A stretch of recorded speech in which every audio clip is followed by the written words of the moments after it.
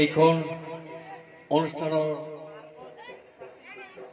অধ্যক্ষ তথা সভাপতি মহোদয়, লগতে গোলাপাৰা উচ্চতৰ মাধ্যমিক বিদ্যালয়ৰ অধ্যক্ষ মহোদয়, গোলাপাৰা আঞ্চলিক জাতীয় বিদ্যালয়ৰ অধ্যক্ষ মহোদয়, মোৰ শিক্ষাগুৰু সদায় ইয়াছিন আলী আহমেদ ডাঙৰীয়া, মঞ্চত সন্তুষ্ট উপস্থিত হোৱা আমাৰ মোৰ লগৰীয়া আৰু মোৰ ছাত্ৰ ছাত্ৰীসকল, যিয়ে নহওক সময়ৰ অভাৱত আজি আমাৰ নাম্বাৰপাৰা উচ্চ মাধ্যমিক বিদ্যালয়ৰ বিশেষ এটা কাৰ্যসূচী আছে। বিগত দিনৰ আমাৰ স্কুলত যিমানখিনি শিক্ষক আমাৰ মাজত আছিল তেওঁলোকক আমি আমন্ত্ৰণ জনাইছোঁ। যিয়ে নহওক 5 ছেপ্টেম্বৰ আজি হ'ল শিক্ষক দিৱস। এইজন শিক্ষক দিৱসক ডক্টৰ সৰ্বপল্লী ৰাধাকৃষ্ণৰ জন্মদিনত তেওঁৰ 1962 চনৰ 5 ছেপ্টেম্বৰ তাৰিখৰ পৰা আমাৰ কি হয় গোটেই ভাৰতবৰ্ষত আমাৰ শিক্ষক দিৱস পালন কৰা হৈছে। তেওঁ এজন এনেকুৱা ব্যক্তি আছিল, দাৰ্শনিক আছিল, ৰাজনীতিবিদ আছিল, এজন পণ্ডিত আছিল। তেখেতৰ বিষয়ে ক'বলৈ হ'লে গোটেই দিনটোৱে লাগিব। মই বিশেষ নকওঁ, কেৱল মই এটা উদাহৰণে দিম যে এজন শিক্ষক শিক্ষকতা কৰাৰ পিছত এদিনাখন হঠাৎকৈ এজন ছাত্ৰ কি কৰিলে, ৰাস্তাত গৈ আছে, এজন শিক্ষকক লগ পালে। লগ পোৱাৰ পিছত তেওঁ ক'লে যে ছাৰ অলপ সময়। তেওঁ কি কৰিলে, ছাৰে চাইকেলৰ পৰা নামিলে, নমাৰ লগে লগে তেওঁ কি কৰিলে, তেওঁ ভৰিত ধৰিলে। ভৰিত ধৰাৰ লগে লগে ক'লে যে ছাৰ মোক আপুনি ক্ষমা কৰি দিব। তেতিয়া সেইজন শিক্ষকে কৈছিল যে তুমি বৰ্তমান কি কৰি আছা? তেতিয়া এইজন ছাত্ৰই কৈছিল মই এতিয়া শিক্ষকতা কৰি আছো।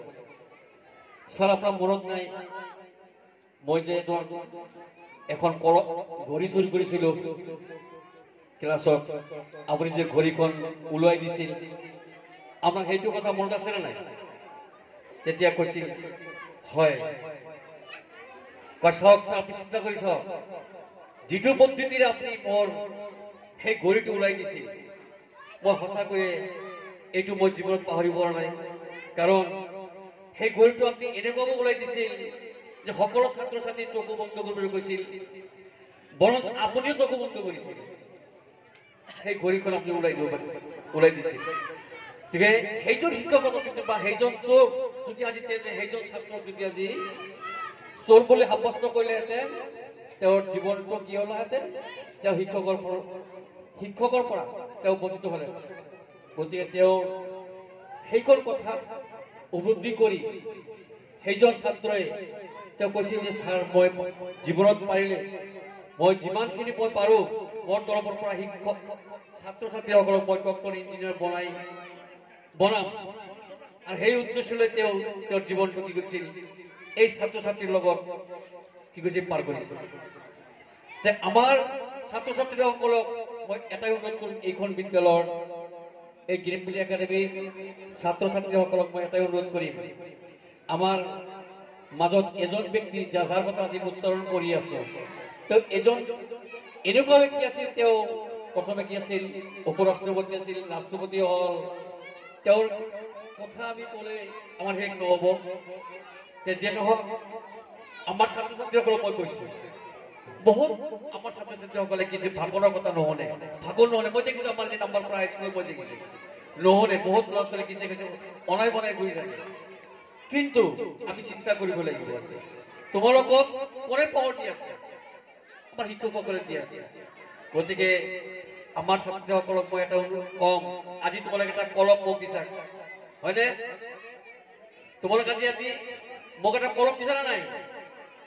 এই কলমটোৰ জৰিয়তে তোমালোকে কি হ'ব লাগিব, যে ডাঙৰ মানুহ হ'ব লাগিব।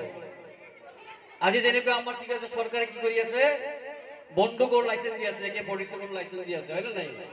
আমাৰ লাইচেন্স নালাগে না, কি কোৱা? আমাৰ লাইচেন্স নালাগে, আমাৰ এটা বস্তু লাগিব, এইটো এই কলম। এই কলমৰ জৰিয়তে আমি কি কৰিব পাৰিম, আমাৰ বন্দুকতকৈ আমি বেছি স্পীডত আমি আগুৱাই যাব পাৰিম। যে মই বেছি দীঘলীয়া নকৰোঁ, কাৰণ মোৰ স্কুলত আজি প্ৰগ্ৰাম আছে, আমাৰ সকলো ছাত্ৰ ছাত্ৰীক আমি আহ্বান কৰিম বা মঞ্চত যিখিনি আমাৰ শিক্ষক শিক্ষয়িত্ৰী লগতে আছে সকলোকে মোৰ নিমন্ত্ৰণ থাকিল আৰু মই এইখিনি কৈ মোৰ ভুল ত্ৰুটি ক্ষমা বিচাৰি মই